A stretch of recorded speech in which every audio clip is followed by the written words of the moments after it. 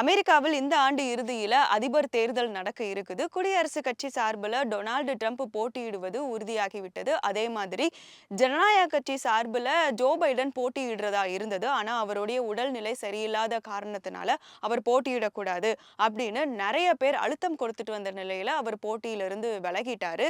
அப்படி போட்டியிலிருந்து விலகுறப்போ துணை அதிபரான கமலா ஹாரிஸ அதிபர் வேட்பாளராக முன்மொழிந்தார். ஜனநாயக கட்சியின் அதிகாரப்பூர்வமான வேட்பாளராக அறிவிக்கப்பட தேவையான வாக்குகளை அமெரிக்க துணை அதிபர் கமலா ஹாரிஸ் பெற்றுள்ளார். அமெரிக்காவை பொறுத்தவரை ஜனநாயக கட்சி மற்றும் குடியரசுக் கட்சி அதிபர் வேட்பாளர்கள் எப்படி தேர்வு செய்யப்படுறாங்க அப்படின்னு பார்த்தோம்னா உட்கட்சி தேர்தல் முறை. அதன்படி நடந்த முறையில தான் ஜோ பைடன் போதுமான வாக்குகளை பெற்று தேர்வு செய்யப்பட்டிருந்தாரு.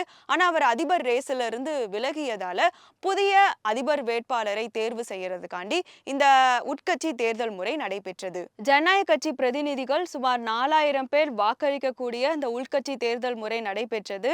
இது பொதுவா பார்த்தோம்னா நிறைய நாள் நடைபெறும். ஆனா அதிபர் தேர்தல் சில காலங்கள்ல வர இருக்க நிலையில இது 5 நாட்கள் நடைபெற்றது.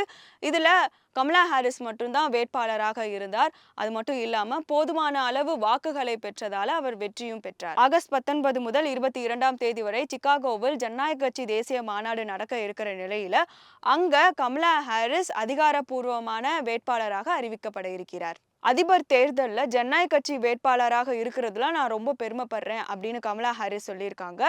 அதிபர் ரேஸ்ல இருந்து ஜோ பைடன் விலகிய 2 வாரங்கள்ல ஜனநாயக கட்சியோட முழு ஆதரவும் கமலா ஹாரிஸ் பெற்றுள்ளார். ஏற்கனவே அமெரிக்க துணை அதிபர் பதவியில் இருக்கும் முதல் பெண் என்ற சாதனையை கமலா ஹாரிஸ் படைத்திருக்கிறார்.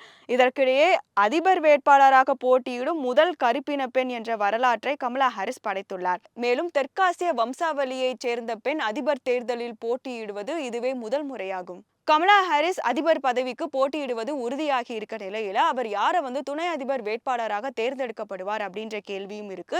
ஆகஸ்ட் 19ஆம் தேதி ஜனநாயக கட்சி தேசிய மாநாடு நடக்க இருக்க நிலையில் அப்போது ஜனநாயக கட்சியோட துணை அதிபர் வேட்பாளர் தேர்ந்தெடுக்கப்படுவார் என தெரிகிறது. சிகாகோவில் முன்னாள் அதிபர் டொனால்டு ட்ரம்ப் ஆப்பிரிக்க அமெரிக்க பத்திரிகையாளர் சந்திப்பு நடத்தியுள்ளார்.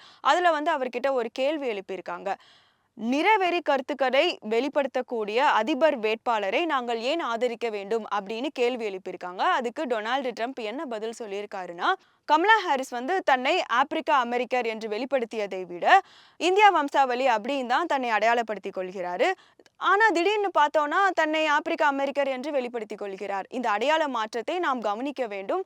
நான் எல்லாரையும் மதிக்கிறேன். ஆனா கமலா ஹாரிஸ் ஆப்பிரிக்க அமெரிக்கரா இல்ல இந்திய வம்சாவளியை சேர்ந்தவரா அப்படின்றதுல வெளிப்படையா இருக்க மாட்டேங்கிறாரு அப்படின்னு குறிப்பிட்டிருக்காரு. டொனால்டு ட்ரம்ப் இப்படியான கருத்தை முன்வைக்கிறது ஃபர்ஸ்ட் டைம் கிடையாது. அமெரிக்க அதிபரா பராக் ஒபாமா இருந்தப்பவே ஒபாமா அமெரிக்கால பிறக்கல அப்படின்ற கருத்தை தன்னுடைய பிரச்சாரத்தப்போ சொல்லியிருக்காரு.